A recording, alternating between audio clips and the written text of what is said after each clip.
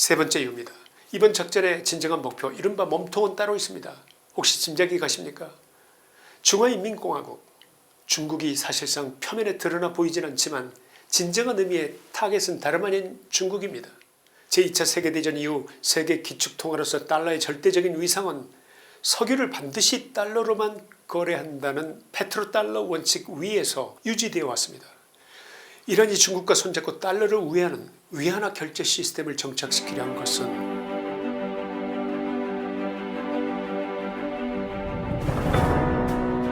2026년 2월 28일 새벽 도널드 트럼프 대통령은 8분간의 영상 메시지를 통해서 전 세계를 뒤흔들 중대한 선언을 내놨습니다. 이란 국민들을 향해서 The hour of your freedom is at hand. 여러분의 자유의 시간이 다가왔다. 이렇게 선포한 것입니다. 비슷한 시각 폭스뉴스를 비롯한 전 세계 주요 언론은 이스라엘 고위 관계자의 말을 인용하면서 긴급 속보를 계속해서 타전했습니다. 테헤란의 상공은 미 이스라엘 연합군의 전격적인 에픽 퓨리 작전, 그 작전이 뿜어내는 화염으로 뒤덮였습니다. 지금 보시는 화면 하단에 이스라엘 고위 관계자가 이란 최고 지도자 알리 하메네이 사망이라고 하는 붉은색 자막이 선명하게 새겨져 있습니다. 마두로는 체포됐고 하메네이는 폭사를 한 것입니다. 이번 작전은 단순히 시설 일부를 파괴했던 2025년 6월에 제한된 타격과는 그 차원이 달랐습니다.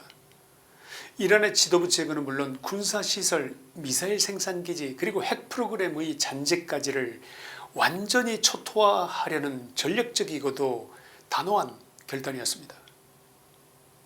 여러분 궁금하지 않으십니까? 왜 미국은 하메네이를 제거하는 최후의 수단을 선택해야만 했을까요? 미국의 이 같은 선택 이면에 지정학적인 필연성이 있었습니다. 그리고 또 한 가지, 이란은 미국의 영린을 건드린 치명적 실수를 저질렀습니다. 그리고 마지막 한 가지 빼놓을 수 없는 부분은 바로 중국 문제입니다. 현재 위기를 이해하기 위해서는 이란의 뼈아픈 역사를 잠시 거슬러 올라가야 합니다. 검은 차도로와 엄격한 이슬람 율법이 지배하는 회색빛 도시 테헤란이 과거 한때 중동의 파리라 불리던 시절이 있었던 것을 혹시 알고 계십니까? 1970년대 팔레비 국왕 치하에 이란은 중동에서 가장 현대적인 국가였습니다. 비록 왕정이었지만 자유주의적이며 다원주의적인 가치를 허용하던 미국의 핵심 우방 국가였습니다. 당시 테헤란 대학교의 교정은 자유와 활기로 넘쳐났고 여대생들은 세련된 미니스커트를 입고 당당히 거리를 활보했습니다. 서구의 최신 유행과 학문이 실시간으로 교류되던 활기찬 곳, 그곳이 바로 이란이었던 것입니다. 그러나 1979년 호메이니가 주도한 이슬람 혁명은 이 모든 풍요와 자유를 단숨에 빼앗아갔습니다. 종교혁명으로 혁명 정권이 수립된 직후 이들은 미 대사관 직원과 미국인들을 인질로 해서 444일간을 억류했고 이 사건은 전 세계를 충격에 빠뜨렸습니다. 어쩌면 이때부터 미국과 이란의 악연은 시작되었다고 해도 과언이 아닐 것입니다. 자유를 꿈꾸던 여성들에게는 히잡이라는 억압의 굴레가 씌워졌고 서구적 가치는 타락한 사탄의 유혹으로 매도됐습니다. 경제적 풍요는 이슬람 근본주의적 교리의 광풍 속에 조금씩 그러나 꾸준히 사라져갔습니다. 그 기간 이란 국민들은 이슬람 혁명군이 지배한 지난 40년간 빈곤과 탄압이라는 길고 어두운 터널 속에 갇혀 신음해야 했습니다. 과거의 억압을 넘어 미국과 이스라엘이 바로 이 시점에 전격적인 군사작전을 감행한 가장 표면적이고 시급한 이유들이 몇 가지 있었습니다. 첫째, 이란 국민들은 50%가 넘는 살인적인 물가 상승을 겪었습니다. 히잡을 제대로 쓰지 않았다는 이유로 의문사를 당한 마사 아미니 사건도 있었습니다. 하메네이 체제는 그 자체로 이란 민중에게는 거대한 감옥이었습니다. 이래 주거나 저래 주거나 마찬가지라고 판단한 이란 국민들이 전국적인 시위를 일으켰습니다. 이 시위를 무력으로 진압하는 과정에서 수만 명의 시민들이 이슬람 혁명군의 총에 맞아 쓰러졌습니다. 이 무고한 시민들의 죽음은 트럼프를 움직이게 만든 결정적인 계기였습니다. 둘째, 이란의 핵 개발이 돌이킬 수 없는 선을 넘었다는 트럼프 행정부와 이스라엘 당국의 판단입니다. 미국 CIA와 이스라엘 모사드가 입수한 정보는 이란의 우라늄 농축 수준은 무기화가 가능한 90%에 도달했다는 데 정확히 일치했습니다. 이는 단순히 실험실의 수치를 넘어 언제든 핵탄두를 미사일에 실어 보낼 수 있는 완성 단계에 진입했음을 의미합니다. 더 이상 지체할 시간이 없었습니다. 이 대목에서 조금 설명이 더 필요합니다. 왜 이란이 핵을 보유하면 안 되는 것일까요? 이란이 만약 핵을 갖게 된다면 도대체 어떤 무서운 일이 벌어지길래 저렇게 급히 움직인 것일까요? 이 가상의 시나리오는 핵전쟁 우려만이 아닙니다. 만약 그렇게 되면 이란이 자금과 무기를 지원하는 하마스 그리고 헤즈볼라 같은 무장단체들이 이란이 제공하는 핵 우산 아래로 스며들게 되는 점, 이 두 개의 테러 조직 하마스와 헤즈볼라가 이스라엘이나 미군을 공격하더라도 배후에 이란이 가진 핵 때문에 함부로 보복 타격을 할 수도 없게 된다는 것입니다. 강력한 핵이라는 무적의 방패를 뒤에 업은 테러 조직들은 이전과는 비교할 수 없는 대담함으로 중동 전체를 걷잡을 수 없는 화약고로 만들 것이 자명했던 것입니다. 이러한 악몽을 피우고자 한 것입니다.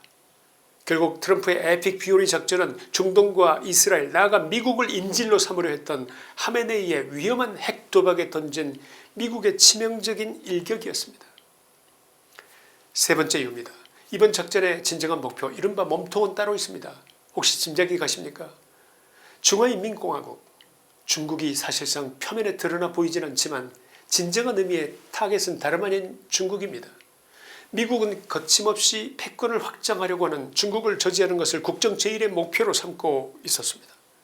그 확장의 기세를 꺾는 데 있어서 이란 정권을 교체하는 것, 그것은 곧 중국의 급소를 치는 것이었습니다. 그 급소는 석유, 이란의 하메네이를 제거함으로써 중국의 에너지를 봉쇄할 수 있다는 그런 계산인 것입니다. 이미 트럼프 대통령은 중국의 군사적 인프라를 미국 코앞에서까지 과시하면서 파격적인 저렴한 가격으로 중국에 석유를 공급하던 베네수엘라 마두로를 체포했습니다. 그 다음 타겟이 바로 이란이었습니다. 이란은 자국 석유 수출량의 무려 90%를 중국의 헐값으로 넘겨왔습니다. 국제사회의 제재를 비웃으면서 중국의 값싼 에너지를 안정적으로 공급해온 이란은 사실상 중국 제조업 경쟁력을 떠받치는 거대한 주유소였습니다. 넷째, 이란은 중국이 추진하는 유라시아 경제권 구상인 1대1로의 지정학적 핵심 허브입니다.